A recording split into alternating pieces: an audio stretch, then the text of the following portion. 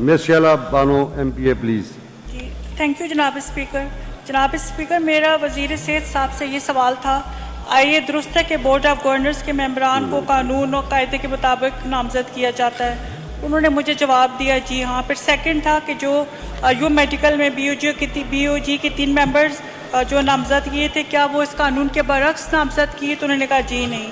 तो जनाब स्पीकर, इन्होंने मुझे MTI 2015 एक्ट का डॉक्यूमेंट लगा के दिया है। मैं इस एक्ट के सेक्शन नंबर 8 की बात कर रही हूँ, जिसमें BOG के मेंबरान की तैनाती की तफसील बताई गई है, लेकिन मुझे ऐसा कोई एविडेंस नहीं प्रोवाइड किया है कि जिससे कि साबित हो सके कि मज़कूरा 3 मेंबर्स वाकई इस एक्ट के तहत नामजद किए गए थे और इन मेंबरान की तैनाती में क्या सेक्शन 8 इस्तेमाल हुआ था।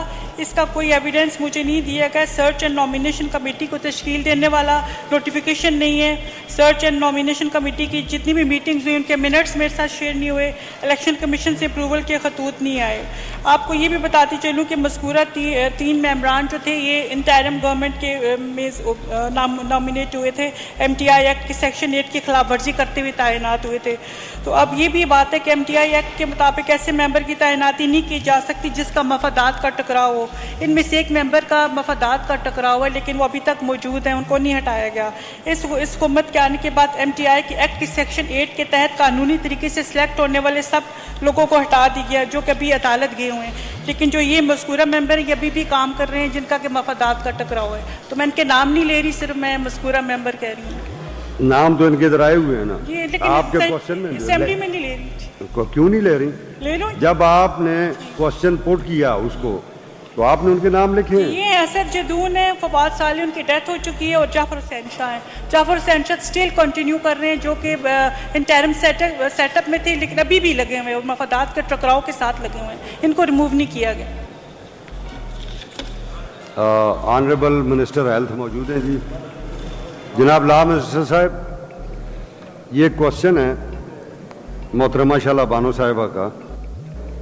इसका जवाब तो इन्हें आ गया है, मगर उस पर उनकी जो तहफ़्फ़ुज़ात हैं वो आपने सुन लिए हैं। अगर आप जवाब इसका देना चाहते हैं तो ठीक है, नहीं तो चूँकि ऑनरेबल मिनिस्टर हेल्थ मौजूद नहीं है तो इसको मैं डेफर कर देता हूँ फिर नेक्स्ट उसके लिए। बिल्कुल जनाब स्पीकर, ये जवाब तो मुझे प्रोवाइड नहीं किया गया, तो लिहाजा मिस शैला बानो साहब, ये क्वेश्चन हम तीनों जो हैं आपके क्वेश्चन, ये चूँकि तीनों हेल्थ से रिलेटेड हैं।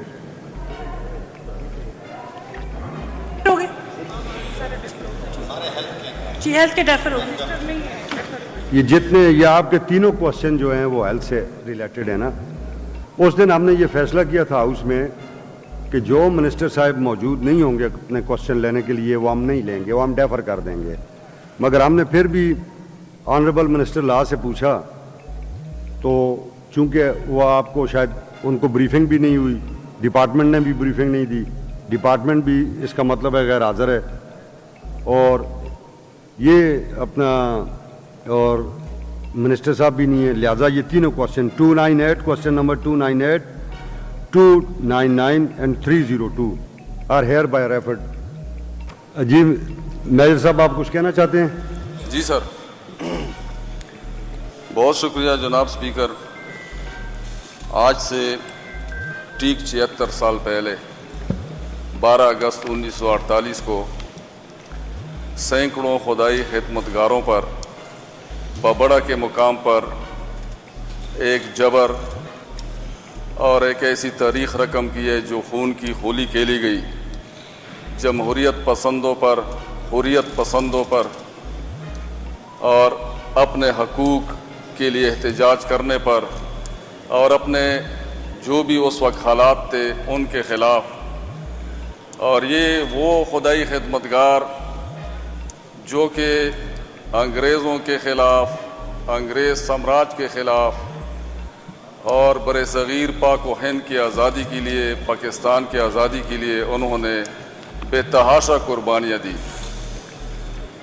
और ऐसा जबर उस वक्त देखने में आया जब अगर 14 अगस्त 1947 से पहले होता तो हमारा गिला अग़यार से होता, बल्कि अग़यार से भी ना होता। हमारा गिला ये होता कि हम एक ग़ुलाम कौम थे उस वक्त। लेकिन जब 14 अगस्त 1947 को पाकिस्तान मारज़ वजूद में आया تو اس کے بعد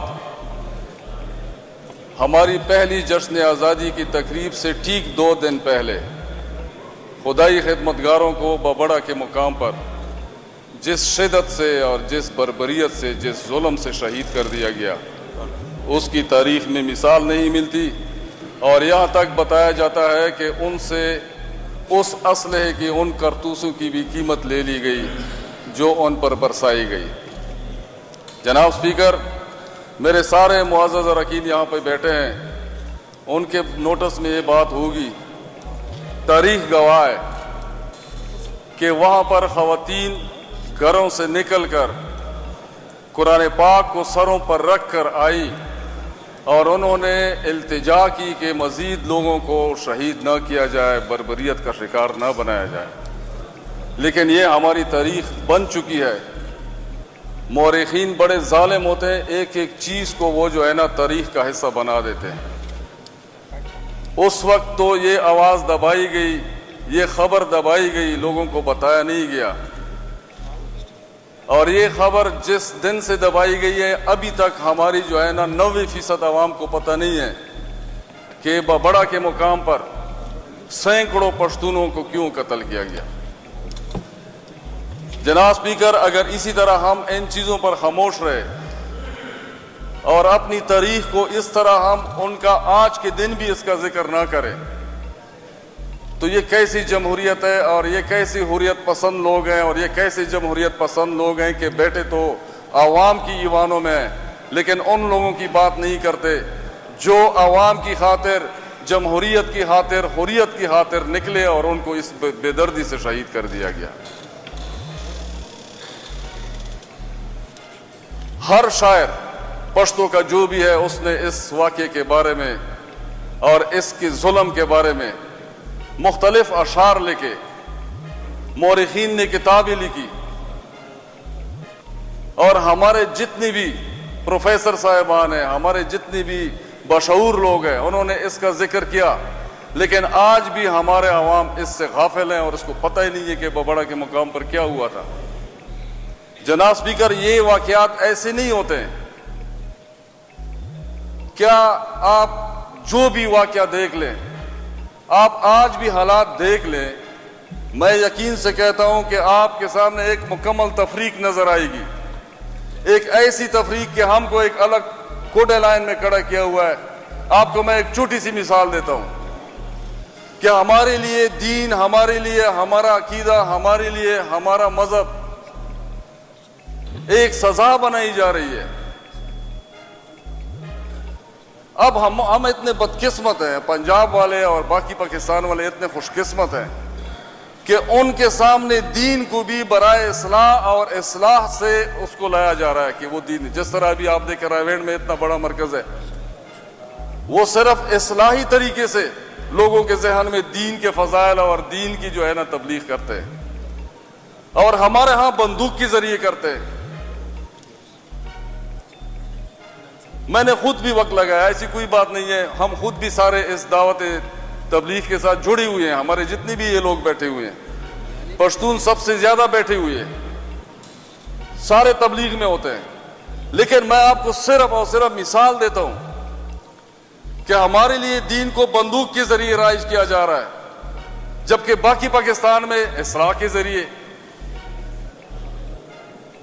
ہمارے لیے بے سے بندوق پڑھایا جا رہا ہے۔ ہمارا قائد عمران خان کیا کہہ رہا ہے کہ ایک سلیبس ہونا چاہیے، ایک معیار ہونا چاہیے، ہمارے ہاں بے سے بندوق پڑھایا جاتا ہے، جبکہ دوسرے پاکستان میں بے سے دوسری کوئی باز وغیرہ کوئی اور چیز پڑھائی جاتی ہے، پیار والی چیزیں پڑھائی جاتی ہے۔ ہمارے لیے پورا پاکستان ہم پہ اعتماد کرتا ہے، سارے پشتونوں کو چوکیداری دی ہوئی ہے، آپ جتنے پاکستان میں پھرے چوکیدار ان کا پشتون ہوگا، اور ہمیں کہتے ہیں کہ تم لوگوں سے دہشت گردی ہمارے پاس آ رہی ہے، تم لوگوں سے منشیات ہماری طرف آ رہی ہے۔ بابا وہ تو آ رہی ہے، لیکن یہ بھی بتاؤ نا، ہماری طرف سے تو اور بہت ساری چیزیں آ رہی ہیں، منرلز ہماری طرف سے آ رہے ہیں، پانی ہماری طرف سے آ رہا ہے، بجلی ہماری طرف سے آ رہی ہے، گیس ہماری طرف سے آ رہی ہے، ان کا تو ذکر ہی نہیں کرتے۔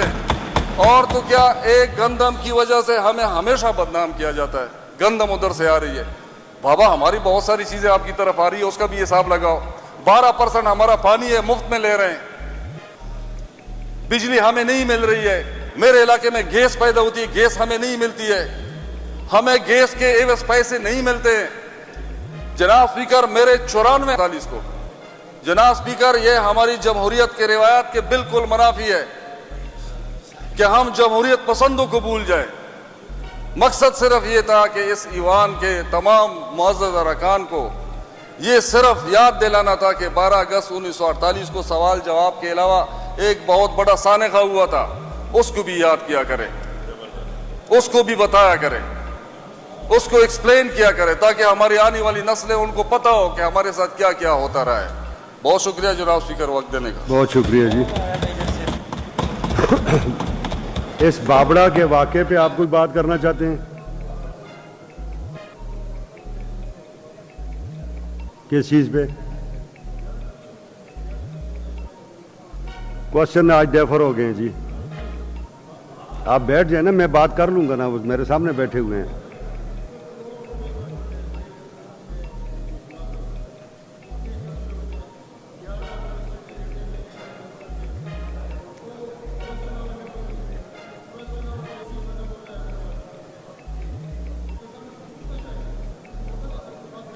پوچھتے ہیں؟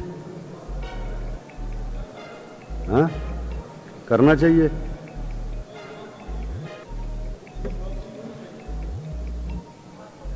یہ سوال